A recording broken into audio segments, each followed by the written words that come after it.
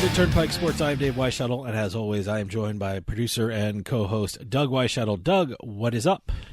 Hey, Dave. For everybody listening out there, welcome back to Turnpike Sports. Get in touch with us. Its phone number is 609-512-5910, 609-512-5910. Facebook, Twitter, at Turnpike Sports, and you can email the show at info@turnpikesportsradio.com. And to answer your question, what's up, there's a lot up. But for coming up, I'll tell you what's coming up is I am interviewing the bookmaker's bookmaker, the great Jimmy Vaccaro, who has left Vegas and is now at the sportsbook at the Rivers Casino in Pittsburgh. It's an amazing interview. He tells all about his career, his life in Vegas, and it's also coming an amazing back property. east. It's also an amazing property. Actually, the Rivers Casino is absolutely an amazing property, and how could it not be with Jimmy Vaccaro in charge? So stick around for that interview. It's really great. And speaking of some really interesting stuff, where do you start with this week? This week was Robert Kraft. Yeah, what crazy stuff. More stuff with the AFL, too. And before we get to the rundown, we should talk a little bit about that. The AAF. I'm sorry. AAF. Well, and the AFL, and by the way, I'm not going to bet on that anymore because obviously I have no idea what I'm doing. I tried my first bet on the AAF was, I think it was the Atlanta Legends, who was just playing awful. You know, it's one of those things. If you can actually figure out this league right off the bat, this is its first year, I really don't see how you can track these teams. I mean, I saw the home teams were trending to the winning side, 6-2 coming into this past week, but I don't know enough about any of these players or these teams to actually really make a solid bet. You know what? I did my theory. Atlanta was a home dog, which I tend to like betting on, and they were. I went with FanDuel, and they were 8.5 underdogs. So at home, I thought they'd kind of cover. I saw the stats; they weren't a high-powering scoring team, so I figured they'd stick close. Well, the reason I brought up the AAF right off the bat is they're still in the news and not for football. Yeah, this is not a good thing that they're in the news for. The lawsuit between what was supposedly a handshake deal with another co-founder, Robert Vanich. He is the co-founder and current CFO of Treble Music, and he claims he's entitled to 50% ownership of the league. This should be interesting because obviously he's making claims that they could be true, could not be true. I guess they're going to come out in court, and we'll see what the actual real story is. But it should be interesting to see, just as a business lawyer's point of view, just to see the evolution of a league, the evolution of a deal, and maybe what not to do when making a deal. So this one should be interesting. So it's a lot of he said, she said kind of thing. Well, the most interesting piece of this that I found, other than the lawsuit, I figured there was going to be a lawsuit coming out of this. Anytime you have some kind of new venture, somebody's going to feel left out or felt they were entitled to something. I never knew that the Ebersols, Charlie and his father Dick, went to NBC and the WWE to try and license everything from the XFL. That's interesting. Well, I guess that's one claim of somebody. Allegedly, they went to see regarding the property of the XFL to see if, I don't even know why they went to that league. Just if they did go to that league, because it's a failure before, and we'll see. They had all the IP. I guess trademarks, all that stuff. Plus, also one of the other claims in this is that this guy Vanich. Everything that Polian put into this, Bill Polian, one of the other co-founders, big football mind, everything else, one of the best GMs, all that stuff. Sure. He claims him and Polian came up with everything. And I don't know what a music CFO has to do with knowing what runs a football league. Well, look, today's day and age, you have emails, you have notes, you have phone logs. I think never do anything on a handshake. The real story will come out. The real story will be told by the evidence in court, or it even might be settled. Who knows? But like I said, right now, one side is saying one thing, another side is saying another thing. So we kind of have to wait till this shakes out. But this is probably the last thing the AAF could have used. After getting the $250 million from their new chairman over there. Every week they seem to be in the news, but not for the right stuff. Again, this is early on, first 3 weeks. Might as well get it over with now. I guess so. You have 5 more weeks to go before the playoffs. So. I guess they call this growing pains. Yeah. So. And the other little tidbit that happened was the owner of the Patriots, Robert Kraft, got just nailed in a prostitution sting or whatever you want to call it. Actually, they're calling it a human trafficking sting, but he's not involved in that He's not involved in human trafficking. I think they were looking at this place for human trafficking, and he inadvertently walked into... Twice. He walked into... a sting that was happening that didn't involve him, that he wasn't the target of. He just... moseyed in on it. Yeah, it was an innocent prostitute visit. Yeah, I guess. I guess you can call it that. But no, some of the specifics were sent out by or released by the DA, attorney, the DA's office, and it's not pretty. It's not good. It's not something you want to read at work or share with your family or whatever. There's nothing legal or good about what he did. No, but it just happens he was in a certain situation that just exasperated it even more and made huge headlines, and now the NFL's probably going to nail him too with something. And look, apparently there's videotape of the transaction and the act, so we're not sure how that's going to come out. It's another wait and see. I wonder. I don't know if the DA is going to release that, but normally it usually comes out with TMZ or one of the somebody's going to get it. Someone's going to get this, and they'll be. It's too bad, but Yep. You make your bed and you lie in it. You make your massage table and you lie in it. Lie on it. So, well, let's take a trip down the Turnpike. And today's trip down the Turnpike is brought to you by Drizzly, your online liquor store. Available in over 95 cities across North America, Drizzly offers a huge selection and competitive pricing with a side of personalized content. Now there's no need to leave the house. Get alcohol delivered in less than an hour by Drizzly. Head on over to drizzly.com and order today. Now get $5 off your first order of $20 or more when using promo code DRINK19 at checkout. Shop beer, wine, and liquor with drizzly.com. Exit 1.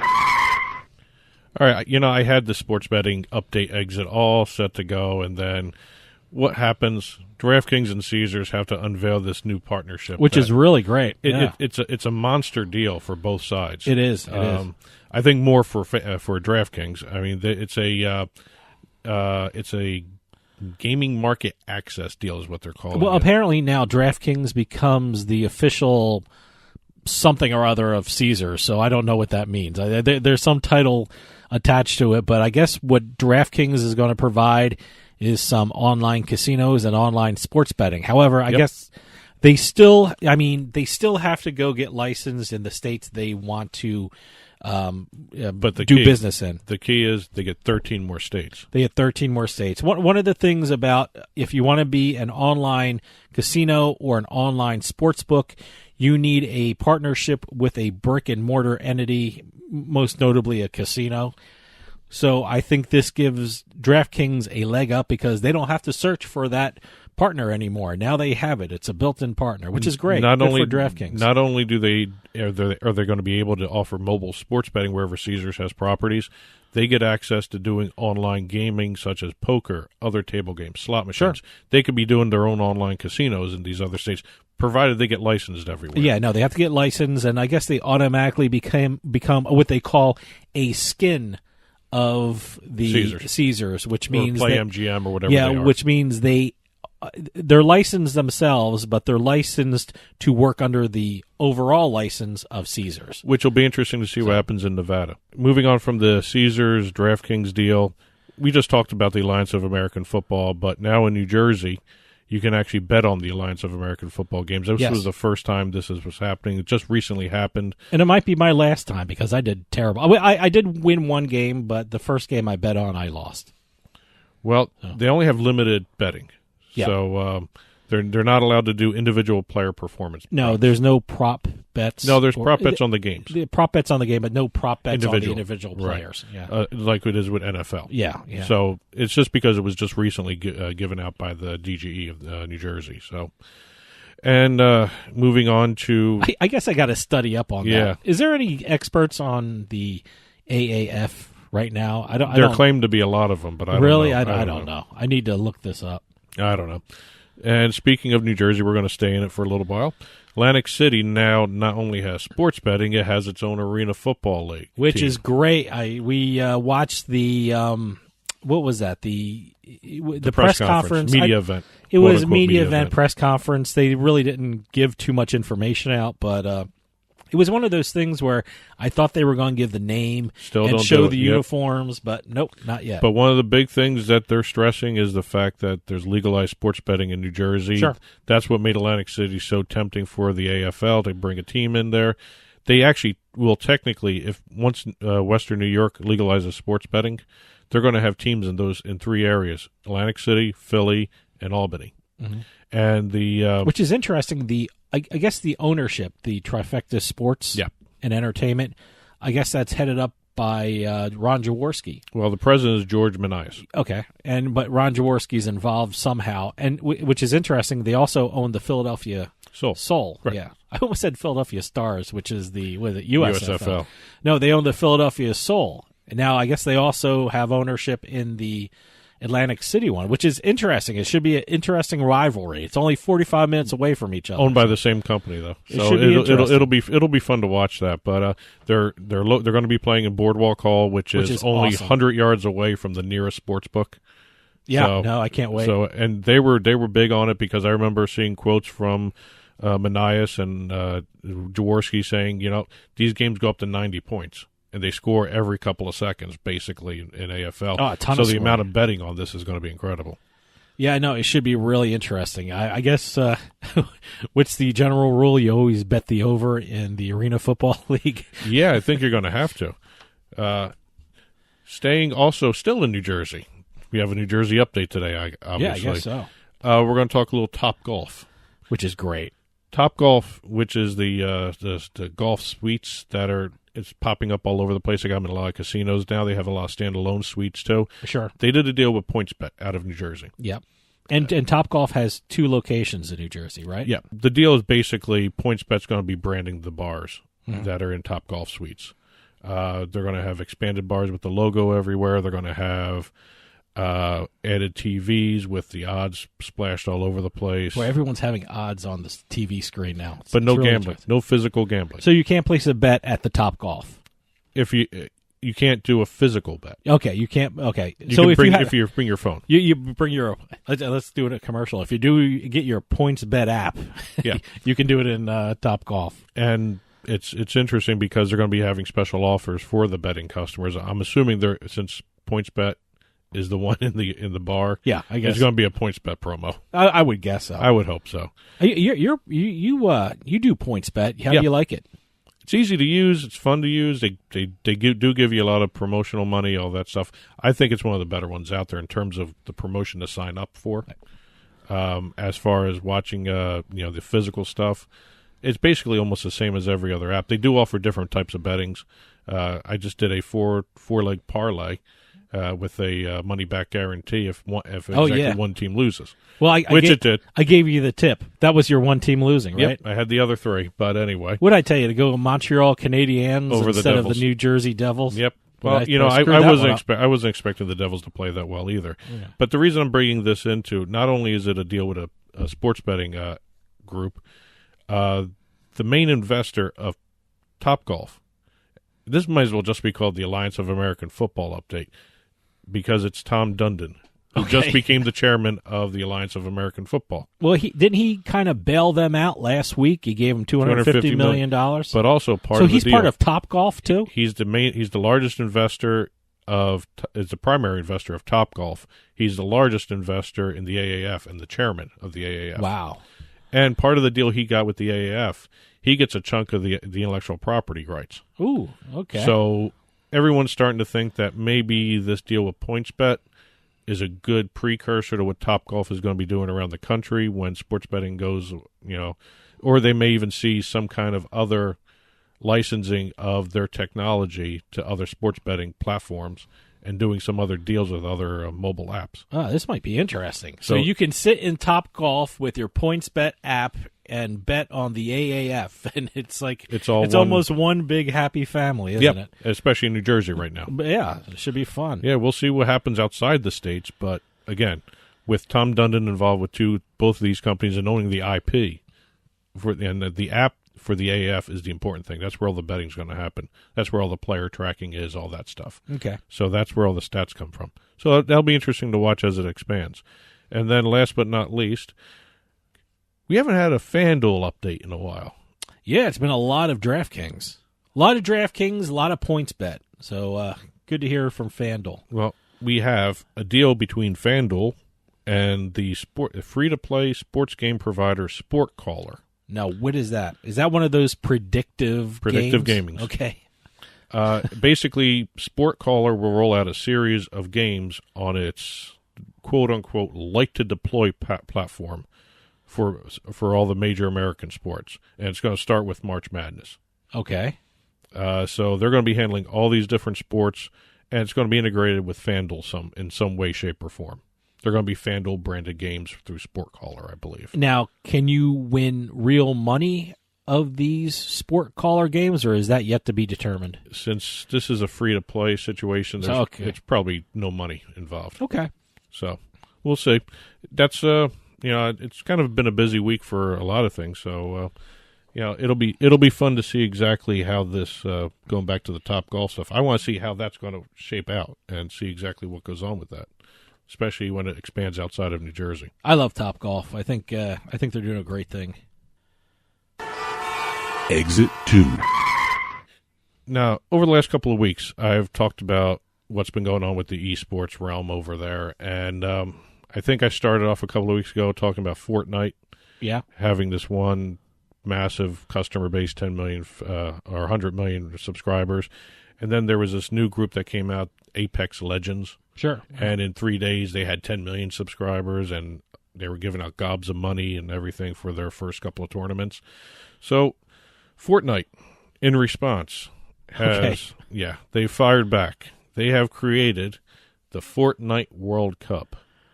So what does this mean? Is this like a tournament of champions? For me and you who do not play esports, absolutely nothing. Okay, but what? But I mean, in terms is this of a tournament? Is this a? It's going to be a couple of month-long tournament, series of tournaments. Okay, they're going to have 10 weekly online open qualifiers. Anyone could play. Okay, doesn't have to be a professional. All right. Now, when you say online, do I need a special? Like, I don't need PlayStation or an Xbox. That's the only way you play these. Okay. Oh, so I can't use my laptop and play Fortnite. I have not seen a Fortnite PC game. Okay. I mean, I know it's on and please email us if I'm wrong. info@turnpikesportsradio.com and let us know. But I've never seen Fortnite played on a PC. All I've seen it done is the PS4s, the Nintendos, whatever you want to call them. Because quite frankly, I'm seeing some of these prizes, and you might want to start playing Fortnite. Because tell these prizes are ridiculously big. Well, first of all, they're going to have 10 weekly online open qualifiers running from April 13th to June 16th. They did put an age limit. You can't be younger than 13. Oh, well, that's good. Yeah. Each week is going to have a prize of $1 million on the line. Wow. So that's just the open qualifiers. See, that's insane. That's absolutely insane. Well, remember last week when we were talking about... A 13-year-old is playing for that much money? That's amazing. That's absolutely amazing. Well, here, remember last week we were talking about esports in China? Uh-huh. They were going to be outgrossing the United States in esports revenue. I think you're going to have to up the numbers that we talked about last week because the main event, the top 100 solo players and 50 teams, pairs, they're duos, they're going to play for what is being called the largest prize pool for a single esport event in history. The prize pool is $30 million. That's incredible. So this is going to be in New York City in July, right? Yep. And so it starts in April, and it all runs all the way through July, huh? July 26th. Wow. And that's crazy. You're looking at what? 10 million from the now this from is the worldwide, qualifiers, right? 30 million. Now this is worldwide. So you're playing against the world for a prize pool of $30 million. That's just amazing. And that's mind-boggling. And if you think about it, and I saw this quoted somewhere in the report I was reading, even with this $30 million prize pool, for Fortnite, this little event that they're doing, the World Cup of Fortnite World Cup, it's going to be the third in total prize pool money awarded in 2019. They're still trailing League of Legends and Counter-Strike. So this $30 million prize pool, in terms of the overall prize pools for everybody, this is just going to add into third place for them. For a single event, this is the most. Okay, all right. So overall, they'll still be in third place, trailing League of Legends and Counter-Strike. Wow. So that tells you the types of money that's involved in all this stuff. It's just incredible the way this stuff is growing. Jeez. Exit 3. You ever watch an NBA game and get really caught up into it, especially with how dumb the players are, or some dumb plays that happen, or the GMs make stupid moves in terms of trading somebody away? Yeah, we live in the New York market. All we have to do is look at the New York Knicks to see dumb moves, dumb acquisitions, dumb trades. Yeah. You ever look at the TV and say, I could run that team better than you? I've seen it. Well, by the way, anyone could run the Knicks better than what the Knicks are doing. Well, okay, Knicks fans, well then, here's everybody's chance to be a GM. And this is all thanks to the National Basketball League and SAP. Okay. They have created together, by the way, for those who don't know, SAP is the statistical package company that provides all the game statistics for the NBA. Okay, so it's not the Spanish thing. Is that the all-important data that's included in all these partnership agreements? When I first saw this SAP, I thought it was the Spanish language translation program. It's that button where you can push on your remote where they speak Spanish? Yeah, no, these are the guys who are the official data analytics partner since 2012 for the NBA. Okay. So what they've done, they have created what they're calling, and let me get the title right, GM School. GM School. You mean General Manager School? Exactly. And it's a reality competition show. Okay. It's already started, by the way. It started on February 20th. Basically, it's 4 fans are put through mock post-game press conferences, fake drafts, and they're judged on their performance by Kevin McHale. Okay. David Griffin, he's a former GM. All right. And NBA Senior Vice President of Basketball Strategy and Analytics, Evan Wash. They're the judges. Okay. And it's basically just a reality competition. It's going to be, the first episode was on NBA TV, February 20th. The rest of it's being showed on the NBA's YouTube channel. So basically, it's showing what kind of fantasy basketball player you are, but thrown in with your ability to speak at a press conference. Is that what we're talking about here? To answer questions. Answer questions, yeah. Okay. Basically, any kind of post-game stuff you see, that kind of stuff, they're going to put 4 fans through the ringer, basically. Okay. Over the course of the show. And the winner, they get an exploratory interview with the NBA. Wait, okay. First off, if I'm the winner, I just went through basically an interview. You saw what I could do. You won the game. You won the game. You didn't. Okay, you didn't do a job. You kind of saw what I can do. You saw I can speak to the press. You saw I can analyze players. You saw I can make changes in the team when it needs to be changed. You know, what else do I need to do? What GM is going to interview you to replace him? Okay, yeah, that's true. I mean that's what this is basically. So okay, you get there's this no interview. guarantee. If you get this interview, what job can you get? You'll be in the GM's office. It says front office. Okay, you might end up being the assistant to the GM or something. So all these young people are going through these sports management programs and all these big universities. All you have to do is do a reality show, and you get your dream job. Is that what you're saying? Is that what you're saying to all these people who's paying this tuition? Basically, throw out your schooling and everything. Okay. So the NBA is doing away with. How would you like to work for a person who won a reality show? Yeah, I have a degree from Stanford in sports management.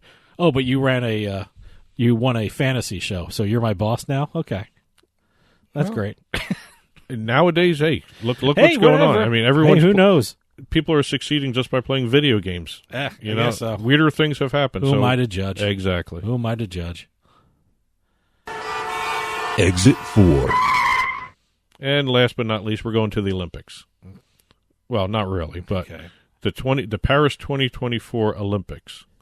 The organizers have announced that 4 games have been proposed for inclusion in these Olympics. I think I know where you're going with this. Now, surfing, climbing, and skateboarding all make sense to me. It makes sense. They have, which will also debut in Tokyo 2020 Olympics. Those 3. Okay, they will debut. Yes. Well, first off, there are competitions I know of surfing and skateboarding, so they're easily. This might not be a word. Judgeable. You can judge them appropriately, and you can give them an empirical score based on the techniques they use. Okay, climbing, I don't know how you judge that. Probably time and technique. Time and technique. Okay, I can see that. But the one you're going to tell me about is a little shocking. Well, here, this is and I'll give you the reason what they're looking at for it. Breakdancing. Okay. I can sort of see it. I guess it's almost like floor gymnastics. I guess. I was going to say something like that. It's like floor gymnastics. But first off, are people still breakdancing? I mean, I grew up, I went to high school in the 80s, and I know breakdancing was done then, but... There must be people doing breakdancing, obviously, otherwise you wouldn't have it being considered as an Olympic sport. Are there breakdancing competitions now with judges? I'm just curious because I know the other sports, they have judges, and they're doing stuff like that, but I've just never heard of a breakdancing competition outside of a club. I'm sure there are, and quite honestly... I don't know. If it wasn't for this story, I would have never known people were still breakdancing. Like you said, I haven't heard the word breakdancing in years. By the way, well, according to the organizers, inclusion of all these new sports, breakdancing, including surfing, climbing, skateboarding, and breakdancing, would make the Olympics more urban and more artistic. Let me tell you something. I'd watch it. I'd watch the first one. I'd certainly watch it. It's like the AAF. Yeah, I'd watch it. I watch it the first week. See what's going on. Hey, let me tell you something. The breakout big sport in the Olympics was curling. Who'd have thought curling would go anywhere? Who would think that, people would watch curling? They're doing commercials on curling. There are curling classes I've seen. So I guess breakdancing can be that one kind of sport coming out of the Olympics. We even had a story on a drunken curling team being thrown out of a stadium. You know what? Why not breakdancing? Yep. I just convinced myself. Well, I'll watch breakdancing. This is technically not the first Olympics it's being involved in. It was in the Youth Olympic Games in Buenos Aires this past year, 2018. And how'd that go? I guess it went Obviously well. It went well if they're considering it for the main Olympics. But you know what? With every inclusion of new sports, there's always going to be somebody who feels left out and really hurt. Squash is very hurt by this. Why? It has to replace one thing? No, they were denied entry into the Olympics. The World Squash Federation and the Professional Squash Association were both extremely disappointed that squash was not among the new sports being brought into the Olympics. Let me ask you, is squash pretty much like badminton? I know badminton's in. So if badminton's in, squash should be in. It's on the indoor court, racquetball. Okay. It's basically something like that. Yeah. But what they had proposed to use was interesting because I read up on this. For squash tournaments in the Olympics, they would have used interactive courts. Huh. They have, for training purposes, glass courts, which actually tracks the trajectory, the speed, the angle of the ball, the movement of the players, and they would have used that for the Olympic sport. Well, they should let squash in. Oh, and also billiards and chess were not included either. Oh, okay. Yep. Well, that's interesting. So yep, they're trying to change the Olympics up a little bit, and why not? Hey, keep it fresh and keep it alive for young people. Exactly. So. Well, that was a wonderful trip down the Turnpike, and that was brought to you by Drizzly, your online liquor store, available in over 95 cities across North America. Drizzly offers a huge selection and competitive pricing with a side of personalized content. Now there's no need to leave the house. Get alcohol delivered in less than an hour by Drizzly. Head on over to drizzly.com and order today, and now get $5 off your first order of $20 or more when using promo code DRINK19 at checkout. Shop beer, wine, and liquor with drizzly.com. And as always, to get in touch with us over here at Turnpike Sports, you can call or text us at 609-512-5910, 609-512-5910. Fitter Facebook and Twitter. Facebook. I just combined them. Combined them. Okay, Fitter. You can reach us at Turnpike Sports on both of those social media outlets. Email us at info@turnpikesportsradio.com. Don't forget to order your 2019 International Bikini Team calendar. info@internationalbikini-team.org is the email address. And you can catch the show on your smart TVs, Roku, Apple TV, Amazon Fire, over at Binge Networks.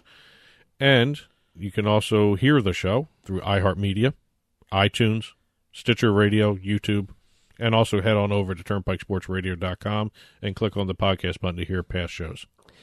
And stick around after these commercials. I get to talk to the bookmaker's bookmaker. Yeah, the great Jimmy Vaccaro, who left Vegas and went home to the Pittsburgh area to take the reins over at the sportsbook at the Rivers Casino. So stick around. We'll be right back with more Turnpike Sports.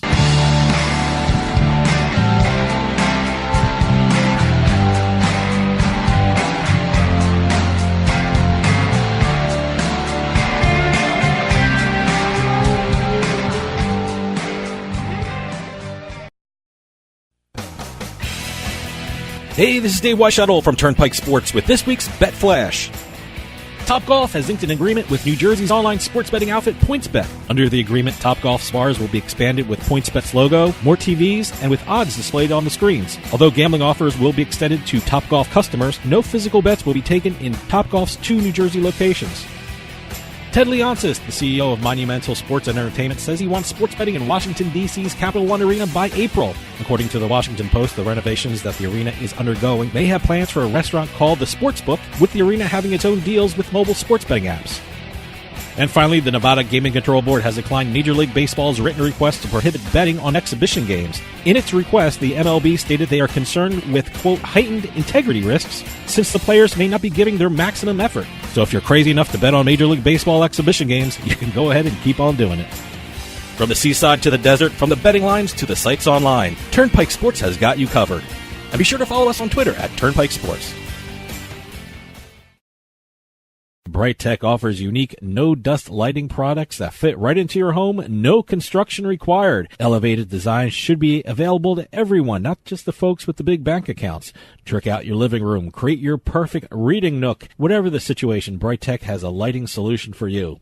And now get 5% off of your entire order when using our promo code RADIO5OFF at checkout. Head on over to BrightTechShop.com and start designing the life you want. Bright Tech, your bright life realized.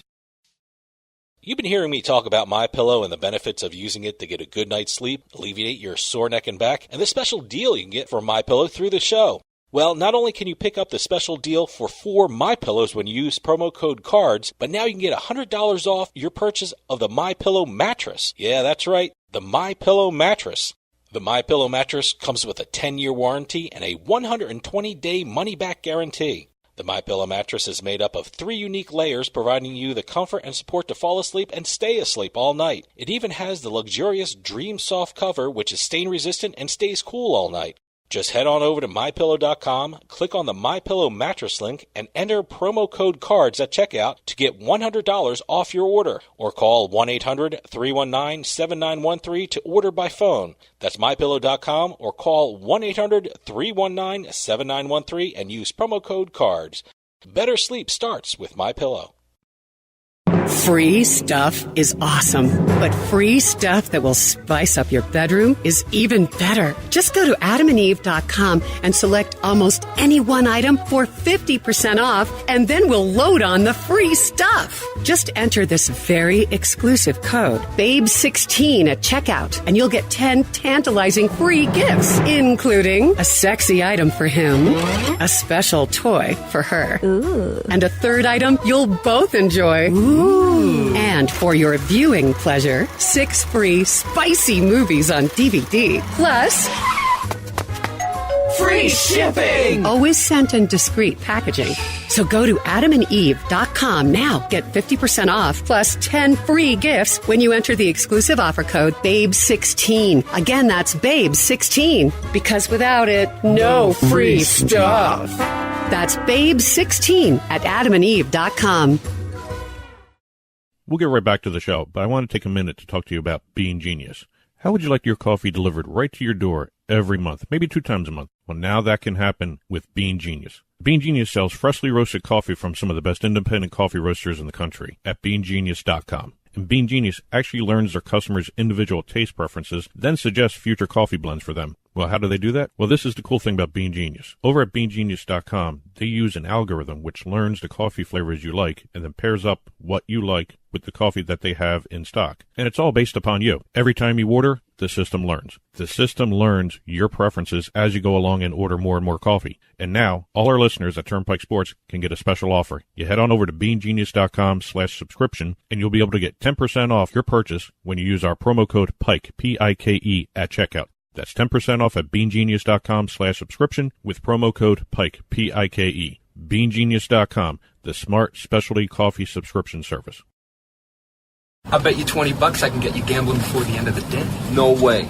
I'll give you 3-1 odds. Nope. 5-1. Nope. 10-1. You're on.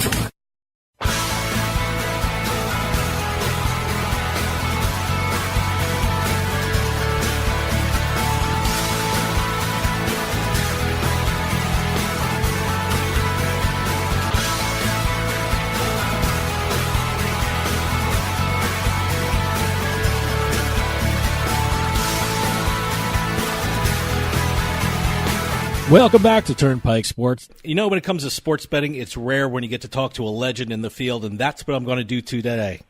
This guy has done it and seen everything when it comes to casinos and sports books, and until recently, he was the director of sports marketing at the South Point Casino in Vegas, but now he's back on the East Coast to head up the sports book at the Rivers Casino in Pittsburgh.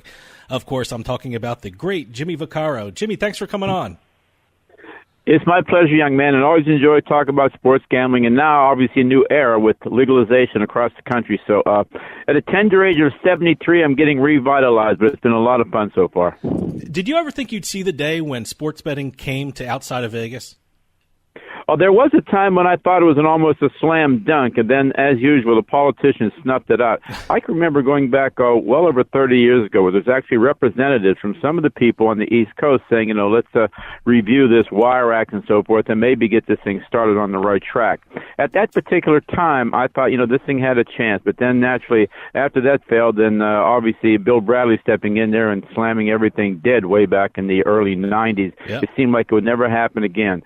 Did a few of the American Gaming Association conferences probably started about 3 to 5 years ago, and you thought you might have had a breath of fresh air there. And obviously, after all that time, but to answer your question, yes, I thought we'd get here. Did not think it would take this long.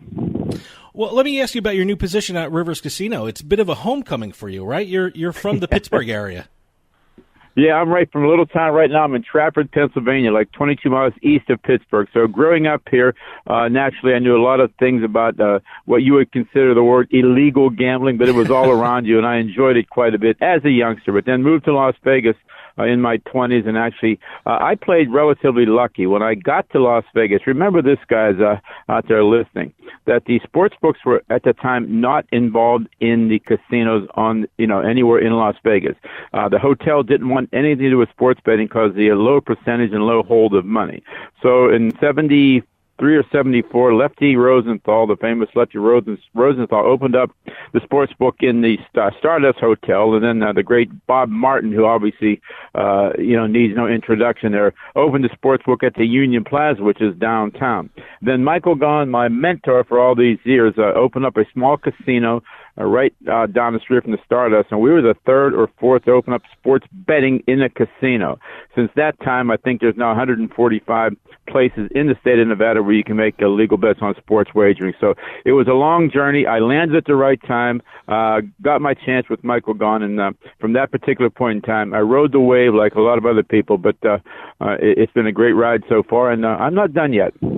As a young guy starting out in the sports betting business, what surprised you about the industry itself when you first started out? Because I know a lot of young people are trying to get involved in the casinos and the sports books. What advice do you give them? What should they look for when they get their first job there?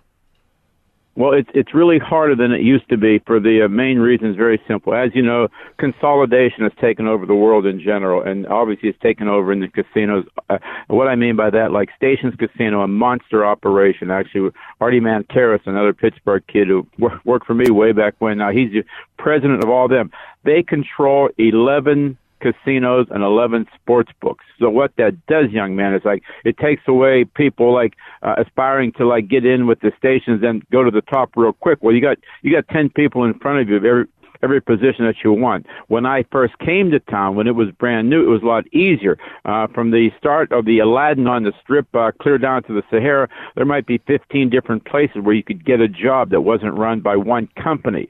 So that part makes it really, really harder. I used to tell kids way back when, it's not a bad time to come out. I said, if you want to start as a ticket writer or any way you can in the sports book, you have some knowledge of what it is this stuff is all about, you have a fair chance. But since that time, you got to come in, and barring something really crazy, you're probably looking at a 3 to 5 year period before you even get promoted in the place that you're at, only because it's cannibalized to some degree that one guy runs, 10 books at a time. So quite different, and I tell them in a nice, sincere way, because we've all been down this road, when you come, have enough money to support yourself for about a year.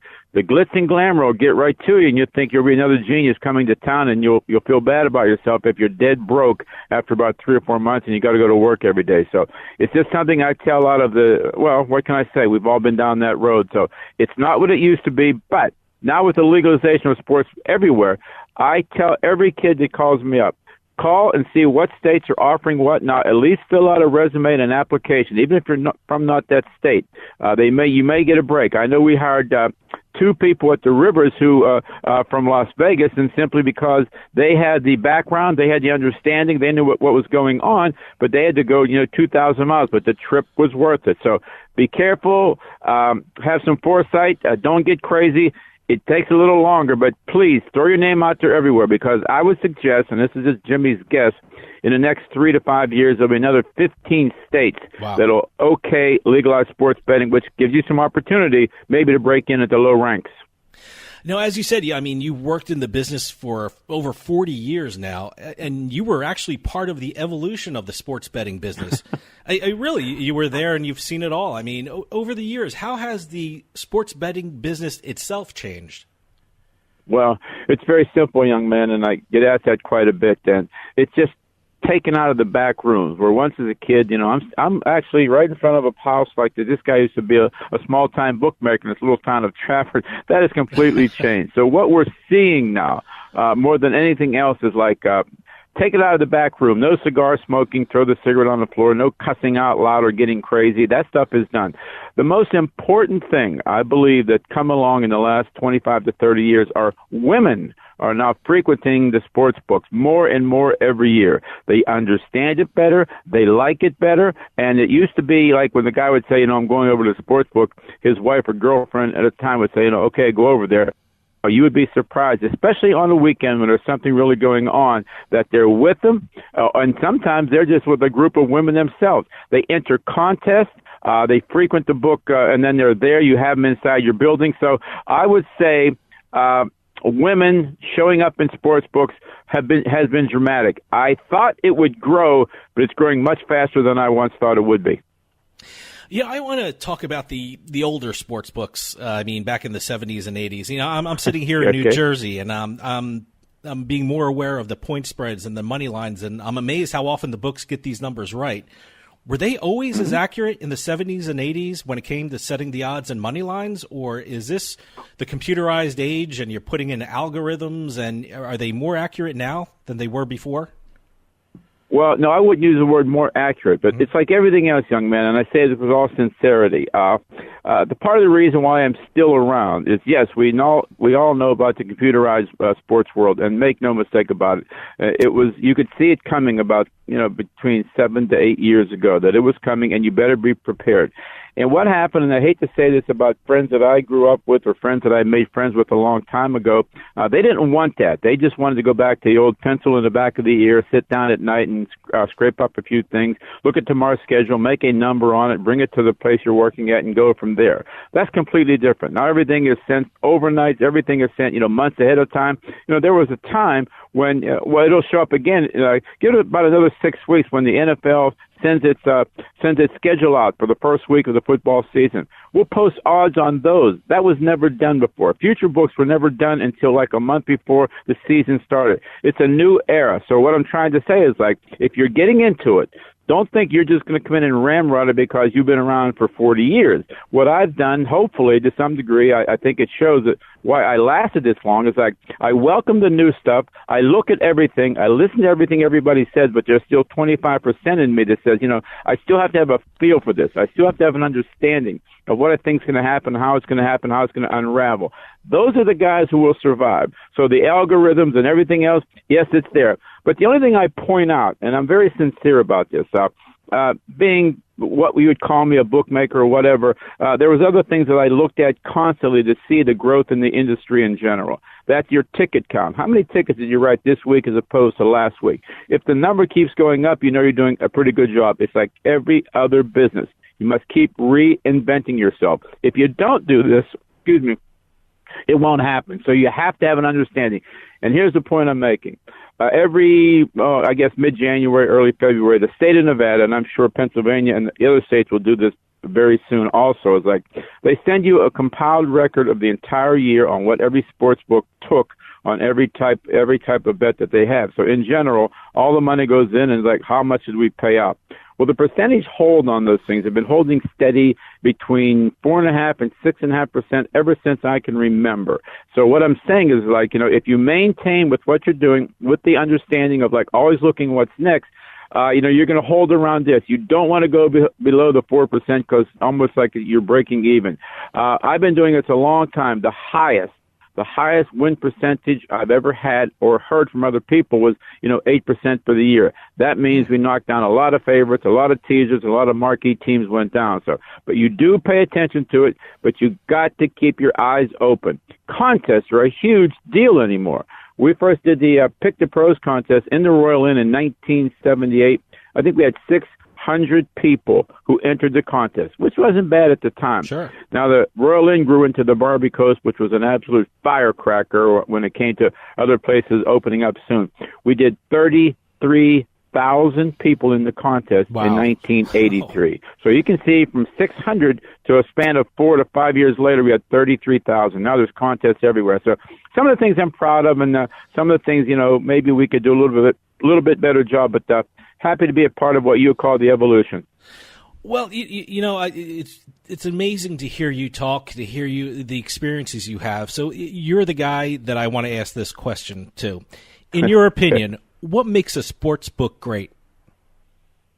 Well, it's like any other business. First of all, there's a lot of competition anymore. Make no mistake about it. Like I said, there was, beside the independents way back that didn't have many casinos, the Harry Gordon at Churchill Downs, Gene Mayday at Little Caesars, Bill Dark in North Las Vegas. These people had no casinos, so it was just what we would call the old time BMs being in there.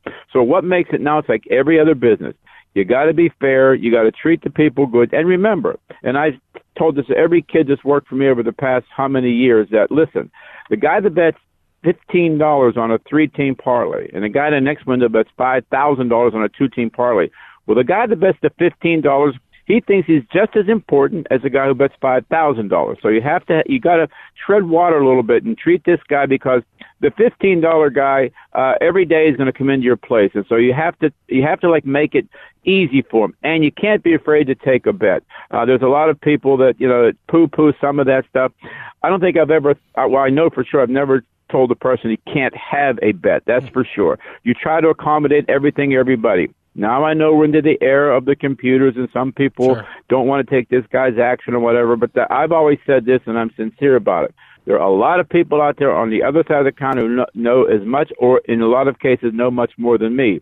So I want these people to bet with me because I'd rather have these smart people in front of me as opposed to behind me. Now, that's a different situation, a lot of different joints, and I don't mind whatever you want to run your store like, that's fine. But my thing has been, relatively wide open to the degree. We've taken some very, very big bets at the South Point. Naturally, the Mirage, when I was there, was just like, I can't even begin to tell you how many people came in and bet. You would think carloads of money, but they showed up, and it's been fun ever since. In Vegas, you learned your craft, and you really became a master of what you do. How difficult was it to leave Vegas and come back east to work? Well, first of all, I don't think I would have done it there, and not to try to throw my ego in front of everybody, but I'll do it for you. Don't worry about it. Unfold is simply, I was contacted by a lot of other people in a lot of other states. Well, I would have never, ever, ever considered going there. The only place it fell into my lap would be if something in Pennsylvania would become available, and naturally with Pittsburgh being 22 miles east of where I grew up, that was the catalyst that made me come out. Plus, the Rivers people have been nothing but great to me, from Bill Keena at the Rivers to Greg Carlin, the CEO of all the Rivers stuff and all the Rush Street interests that they own.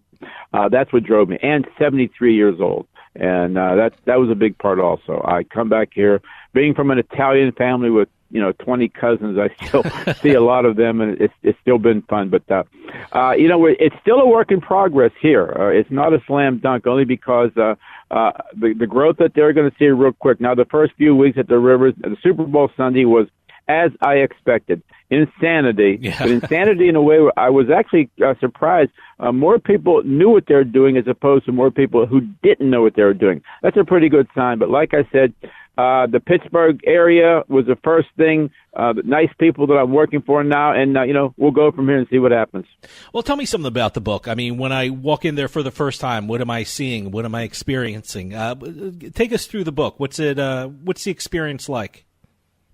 Well, first of all, it's like all the other states that have been opening up, around the area, around the country, is simply these are mostly temporary books. You wanted to get open and obviously take the action and see what it was like from the auditing side and compliance side and whatever. Now the Rivers, I imagine it's another 3 to 4 months. They are starting the process of getting down to to build a huge sports book, naturally with all the bells and whistles that go along with it, and that'll be open probably sometime in May or June. So they wanted to get open to see what it was like. So what I had seen and what I had recommended for them to do so far, they're taking all this stuff in. That doesn't mean they have to do what I think might be a good thing for them down the line, but they're very, very wide open. So you walk into the Rivers Sportsbook right now. There's six tellers. There's a nice area to watch all the games. And then the biggest surprise that I had, not that I didn't know was coming, are the kiosks. The kiosks now are the self-betting stations that you just simply walk, wait in line, go up there, and you're on your own up there. It's very, very easy. It's very fan-friendly and betting-friendly. They give you 5 minutes there, then the machine shuts off, and the next guy's got to come up. There are 12 kiosks in the Rivers Casino Sportsbook.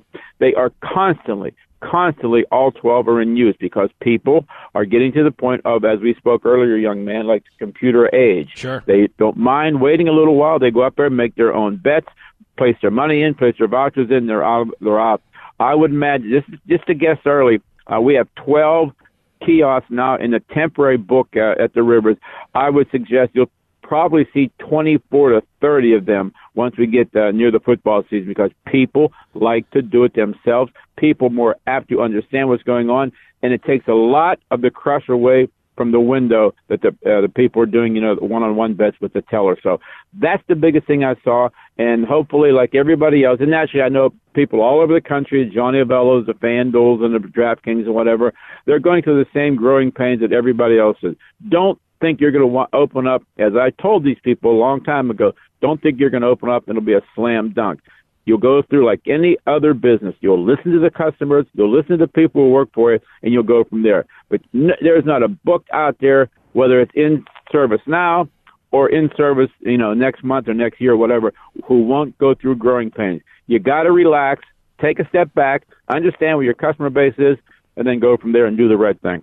You know, I also love the fact that the Rivers has that betticket.com where you can put the bet on your phone and then bring it up to one of the tellers and confirm your bet. I think it's amazing.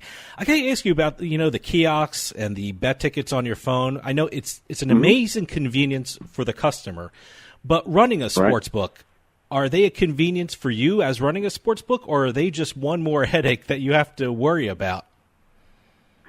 No, it adds to the time to give to A, the supervisor, and B, the managers, whatever, to do other things that need to be taken care of at that particular moment. You remember, you're still dealing with people, and people, they want to be the big shot when they're one you ask their question. They could care less about the other people in the joint, just like what they want. So if you can free up your supervisors, and what the Rivers does, it's a very good idea.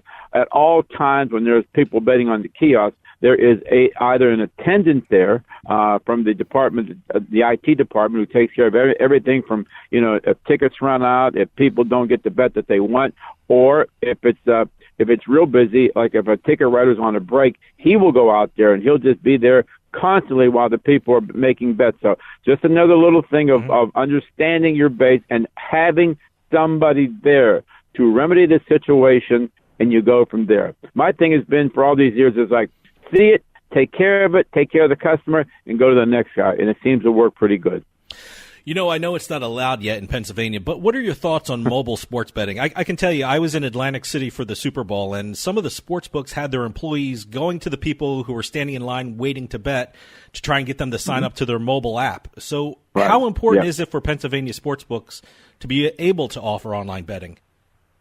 Well, what I've been saying, and I think I'll be right, but it'll take about 3 to 5 years to prove that Jimmy was right and a lot of people weren't. This will be the biggest monster ever if you can get states like Pennsylvania, New York, and Ohio with all this population growth. It'll be so overwhelming, they have no idea. The amount of people they think will show up, I told them, listen, just relax, sit down. It'll be 3 times more than you think, only because it's convenient, only because it's not, let's call it up like it is also. I can call a McDonald's and make an order over the phone, then it'll be ready when I pick it up. People do have lives. People take their kids to school. People have doctor's appointments. And what we found out at the South Point way early on is like when we did this 5 years ago there, at the beginning we said, geez, maybe they won't come to the counter because they'll just do it on the phone. But we found out completely the opposite. People do make their bets on the phone, but then when they're done doing their early morning chores, they'll still come to the casino. The counter business has not dropped off one bit. But to answer your question, it's a phenomena that way back when I said, geez, it might have a little bit of life here. Well, I was completely wrong. It'll be a monster, and wait to see what happens when the phone apps are okay. It'll be incredible. Well, I got to ask you something. I was speaking to the head of another Pennsylvania sportsbook who had a temporary location on their property, and I asked them about when are they going to have their permanent physical sportsbook. And they said, well, we're going to wait until the mobile comes out to see how well the mobile does to determine how big we want to do it and where we would want to put it on the property. And for me, that seemed a little backwards, but I guess, is that going to be the new reality across the country when casinos are planning out their sports books? Well, put it this way, young man. It'll be the decision of the people who run that book or run that hotel, because some people will look at it different. They'll say, "Geez, we don't have to we don't have to spend all this money because about 65% of our money is coming in on the app." So what they'll see, and you can't blame them, like any other business. Let's see what the guy next door does and see how it's affecting his walk-up business. Then they'll go from there.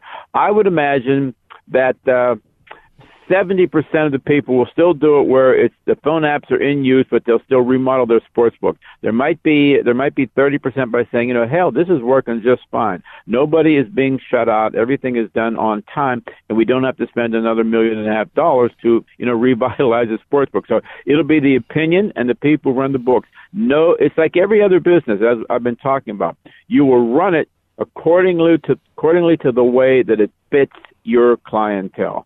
Let's say you're in Philadelphia or New York. You might not want to go there every day because the other side of it simply being, you have choices. You can drive across to Delaware, drive across to New Jersey, or use the phone app for your Pennsylvania application. So a lot of new stuff will unfold. And let me tell you this, the smart ones will overcome it, and they'll do great. Now, I got to tell you, I of course, I've seen you on VSIN, ESPN. I also follow you on Twitter, which you're a great follow on Twitter. There's a lot of great news, a lot of information. But how has the media helped in the expansion of sports betting, and how important is it for like sports books to be active in the media and social media? It's so important I can't even describe it anymore because it's free advertising. And anything, I always tell this story because it is what it is. You know, in 1979, I always tell the story about the Black Sunday where the Steelers won 35-31 against the Cowboys. And here me, a Pittsburgh kid, and we got slaughtered because the game opened 2.5, went to 5.5, closed 4, and we got middle side and whatever it was. At that time, there was 3 different ways to bet the Super Bowl. You can bet on the side, you can bet on the total, and if you looked around, you might have found a halftime bet. Well, naturally, with the proposition bets and becoming so huge in this area, there was 300 different ways to make bets on the Super Bowl that passed just a few weeks ago. So from 3 ways to make a bet to 300 different ways to make a bet, you had to be ready. And with that, I think we kept growing and we kept trying to see what our neighbor did, then we try to outdo him, whatever. But that was like a slow process. But the kick in the backside was really when Refrigerator Perry crossed the goal line in the 1985 Super Bowl, where we got absolutely carried out, where we had anywhere between 40 and 60 to 1 that he would score a touchdown. So we got beat up real good. But every newspaper in the country, when they first started to hear about that, called in every sports book and said, what the hell happened out there? We heard all this stuff. Well, we told them exactly how it happened. So from that point, a lot of the people across the country would call before an event would happen and say, is there anything that, resembles Refrigerator Perry? And we would tell them the new things that we're doing. The media, and I've been fortunate, the guys I've been speaking with over the years have been really, really nice, but, I'm giving them information. So answer your question, it costs nothing for us to talk to you, to talk to anybody in the AP, to talk to anybody in every city. Now, I'm back in Pittsburgh. Well, naturally, everybody's talking about Antonio Brown. Everybody's talking about this, talking about that. And they call you up and ask you, is there an effect? Does it change anything that, with the betting odds or whatever? So, yes, it's a need, it's a must, and it's a big part of sports emerging from where it was because the whole country wants to know what's going on. And you know what? 98% of the people that I've spoken to over the past 40 years, when I do something, it's actually exactly the way it happened. They appreciate that. I don't hide anything. We get your butt kicked. You get your butt kicked. And I always tell them when it's a good week also, or also tell them, if this guy was playing, what would it be? Who's the favorite now? Whatever. Just giving an opinion. But yes, I might be long-winded here, but media is super, super important. I got to ask you, sports betting is new to a lot of people on the East Coast, and I know a lot of people are visiting sports books for the first time. When a person is visiting a sports book and looking at that big board for the first time, what would be your advice to them before they place their first bet? Well, like I told them, unless they don't want to get beat up by 200 people waiting behind you, you don't want to wait for 45 minutes in line, and you get to the front of the counter with the teller there, and you look at the person and say, I don't know what I'm doing, but my husband sent me to make this bet. Well, that you can't happen. You must be prepared before you get to the window. Now, get there early, finding out a little bit. If there's a supervisor that's hanging around and not doing much, go up to him or her and ask them, how do you do this and what goes on?